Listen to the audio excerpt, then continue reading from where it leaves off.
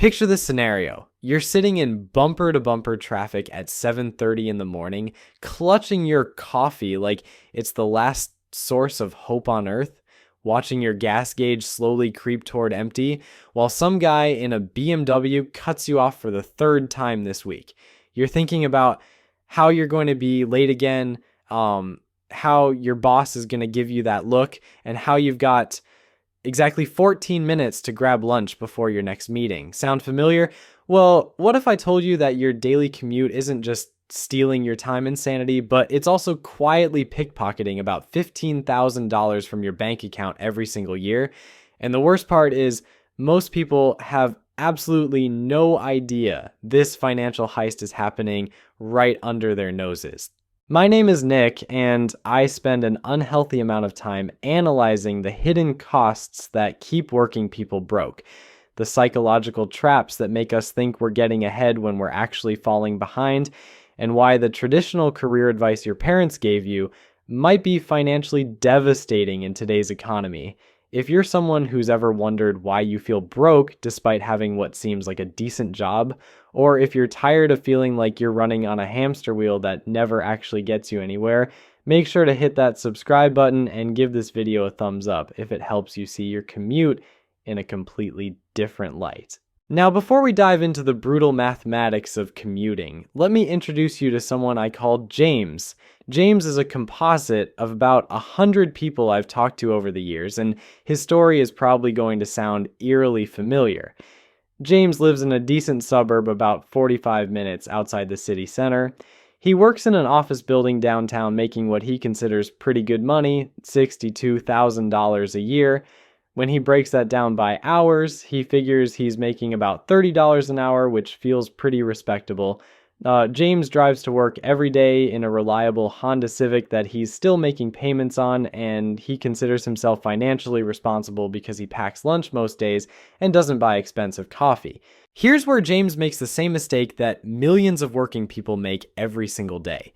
He thinks he makes $30 an hour, but James doesn't actually make $30 an hour, not even close, and this miscalculation is costing him a fortune.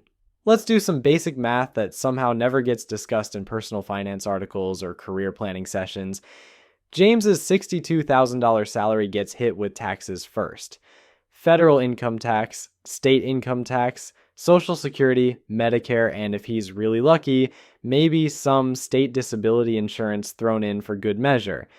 By the time Uncle Sam and his various cousins are done with James's paycheck, he's taking home maybe $46,000 if he's lucky. $46,000 divided by 2,080 hours per year, assuming he gets 2 weeks of vacation, means James is actually taking home about $22 an hour, not $30.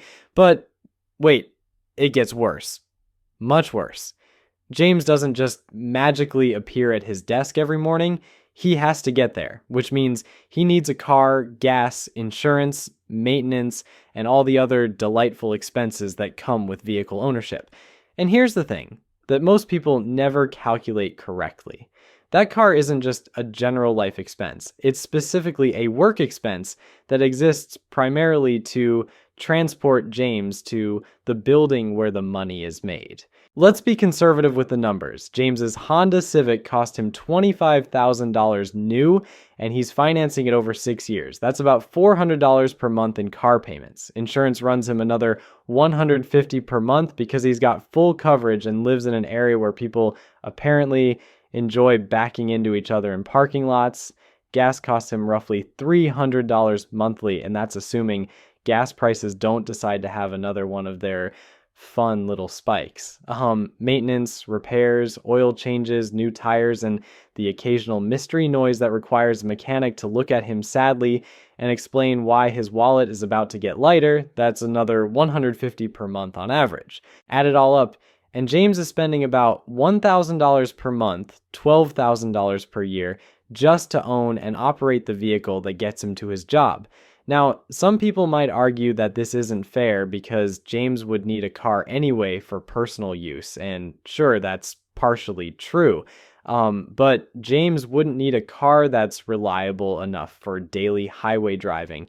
He wouldn't need full coverage insurance. He wouldn't be putting 20,000 miles per year on his odometer, he could probably get by with a 10-year-old beater that he drives to the grocery store twice a week and pays liability insurance on. So let's say half of that $12,000 in car expenses exists specifically because James needs to commute to work. That's $6,000 per year that comes directly out of his take-home pay, just for the privilege of showing up to earn money. Suddenly, James's $22 hourly wage is looking more like $19 an hour.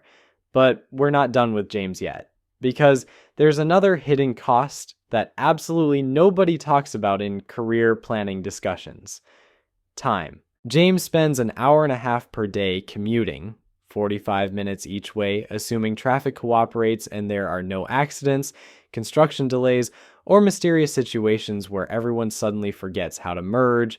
Over the course of a year, that's about 390 hours of unpaid labor that James performs for his employer. Think about this for a second. James has to wake up earlier, leave his house, drive through traffic, find parking, and walk to his office building before he can even start earning money. Then, at the end of the day, he has to reverse this entire process. His employer gets the benefit of having James show up to work, but James doesn't get paid for any of the time or effort required to make that happen. If we factor those 390 hours into James's annual earnings, his effective hourly wage drops from $22 to about $18.50. And that's assuming James rolls out of bed and shows up to work in his pajamas, which would be awesome, but probably wouldn't go over well in most office environments. In reality, James has to shower, get dressed, iron his clothes, and generally make himself presentable enough that his coworkers don't assume he's having some kind of personal crisis. That's another 30 minutes per day on average, another 130 hours per year of unpaid labor performed specifically for his employer's benefit. Now, James's effective hourly wage has dropped to about $17.50. We started with what James thought was $30 an hour, and we're now sitting at $17.50 without even getting into the really insidious stuff yet. But here's where the commuter trap gets truly diabolical, and this is the part that nobody sees coming until it's too late. James gets home every night exhausted. Not just physically tired from sitting in traffic, but mentally drained from the entire commuting experience. He's fought his way through rush hour traffic, dealt with aggressive drivers worried about being late, and burned through 90 minutes of his life that he'll never get back. When James finally walks through his front door at 7 o'clock, the last thing he wants to do is spend an hour cooking dinner. He's tired, he's stressed, and he just wants to decompress from the day. So James orders takeout, or he stops at a drive-thru on the way home, or he grabs something from the prepared food section at the grocery store that costs 3 times what the raw ingredients would have cost. This is what I call exhaustion spending. And it's one of the most expensive side effects of commuting that nobody ever factors into their career calculations. Conservative estimate, James spends an extra $200 per month on convenience food because he's too tired to cook. That's another $2,400 per year that comes directly out of his take-home pay as a direct result of his commuting situation. Add that to the $6,000 in additional car expenses, and James is now spending $8,400 per year just for the privilege of working at a job that's 45 minutes away from his house. But wait, there's more. Because James is spending 90 minutes per day in his car, he's also missing out on what economists call opportunity cost. That hour and a half could be spent learning new skills, working on side projects, exercising, or literally anything else that might improve his financial situation. Instead, James is sitting in traffic listening to the same morning radio show hosts make the same tired jokes about Monday mornings while his life slowly ticks away at 65 miles per hour. Let's say James used that commute time to learn a high-value skill instead. Maybe he spent those 390 hours per year studying web development, digital marketing, or data analysis, skills that could potentially increase his earning power by $10,000 or $20,000 annually. But James can't do any of that because his hands are busy steering and his eyes are busy watching brake lights. So that opportunity is just gone forever. And here's something that will really bake your noodle. James's commute is actually getting more expensive every year, but his salary probably isn't keeping pace. Gas prices go up. Car maintenance gets more expensive as his vehicle ages. Insurance premiums increase. Toll roads raise their rates. But James's employer isn't giving him a commuting allowance that adjusts for inflation. So every year, James effectively takes a pay cut just by showing up to the same job. Now, let's talk about parking, because apparently the universe wasn't done finding ways to extract money from James's wallet. Downtown parking costs James $12 per day, $12 just to store his car in a concrete box while he's inside earning money. That's another $3,000 per year, assuming he never works overtime or comes in on weekends, which would be adorable if it were true. Some companies offer free parking, but guess what? That free parking isn't actually free. It's just a hidden subsidy that comes out of everyone's salary. Companies factor parking costs into their overall compensation packages, which means James and his coworkers are all taking slightly lower salaries so the company can provide parking. It's like a reverse lottery where everyone loses a little bit of money, so a few people can have the privilege of paying to drive to work. At this point, James's effective hourly wage has dropped to about $15.75. We started with $30 an hour, and we're now closer to minimum wage territory. But the financial bleeding doesn't stop there, because commuting creates what I call the convenience spiral. When you're spending 3 hours per day on work-related activities that you don't get paid for, every other aspect of your life gets compressed into smaller and smaller windows of time. James needs groceries, but he can't shop during the week because by the time he gets home, most stores are either closed or about to close. So he has to do all his shopping on weekends when stores are crowded and prices are higher. He needs to go to the bank, but bank hours perfectly overlap with his work schedule plus commute time. So James ends up using ATMs that charge fees or paying bills online with expedited processing costs because he can't make it to the bank during normal business hours. His car needs an oil change, but the quick lube place closes at 6 and James doesn't get home until 7. So he has to take time off work to handle basic maintenance, which either costs him vacation days or unpaid time off. Every simple life task becomes exponentially more complicated and expensive when your entire day is structured around getting to and from a job. And then there's the psychological cost, which is harder to quantify, but absolutely brutal in terms of its impact on James's financial decision making. Commuting is consistently ranked as one of the most stressful daily activities humans engage in. It's more stressful than public speaking for most people. James starts every workday already frustrated and ends every workday exhausted and irritated. This chronic stress leads to what psychologists call decision fatigue, where your brain becomes too tired to make good financial choices. So James makes impulse purchases on Amazon at 10 o'clock at night because retail therapy feels like the only bright spot in his day. He buys expensive coffee on the way to work because he figures he deserves something good after sitting in traffic for 45 minutes. He pays for premium cable channels and streaming services because when you only have 3 hours of free time per day, you want that time to be as comfortable as possible. The stress also impacts James's health, which creates its own set of financial consequences. Sitting in traffic elevates cortisol levels, road rage incidents spike blood pressure. The sedentary nature of driving combined with stress eating leads to weight gain and all the associated health problems. James's health insurance premiums go up. He needs prescription medications for anxiety or blood pressure. He pays for a gym membership that he rarely uses because he's too tired after commuting to actually exercise. Now here's where the story takes a plot twist that would make M. Night Shyamalan jealous. Let's imagine James has a friend named Sarah who makes $50,000 per year working at a company that's exactly 5 minutes from her house. Sarah rides her bike to work when the weather is nice and drives her 15-year-old Toyota Corolla when it's not. She spends maybe $2,000 per year on transportation costs total.